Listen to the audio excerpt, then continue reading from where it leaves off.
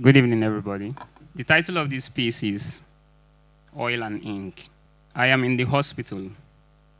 The doctor approaches with his sphygmomanometer, but I am not here to check my blood pressure. I am here for the one on my shoulders. This burden of coming from two different worlds but not finding home in either. He prescribes a conversation before medication. Ken, why do you want to be both a poet and a petroleum engineer? I say, well, poetry is water for my parched soul and petroleum is the. He cuts in. Ken, oil and water don't mix. That can never be a solution. I say, no, this poetry is the fuel igniting my passion. But he says, so what happens? So what happens when oil meets a burning? My head gets wrapped up in confusion. Will this fire in me spark creativity or combust my dreams to ashes? Poetry is voice, but some days I do not even qualify as a whisper. In the quest to sound deep, I have buried myself in debt. My friends say I dig too deep in a shallow world, that I should stay above ground. So should I write my poems on tombstones so the average Nigerian can finally dig me? In class, I feel like a split bin. Half petroleum, half poetry.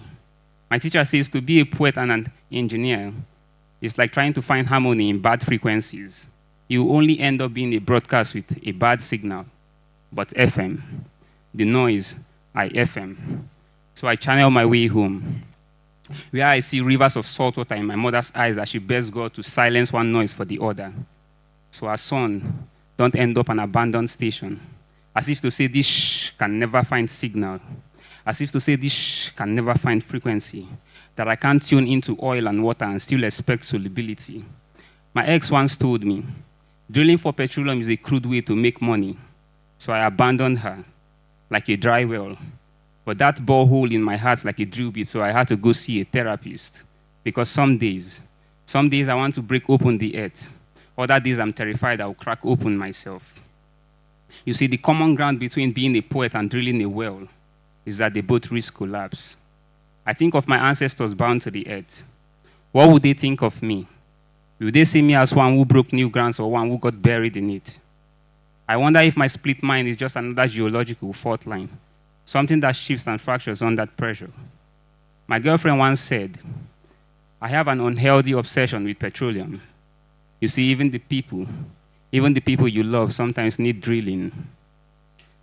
She said she knew petroleum was ass when I told her oil is measured in BBL.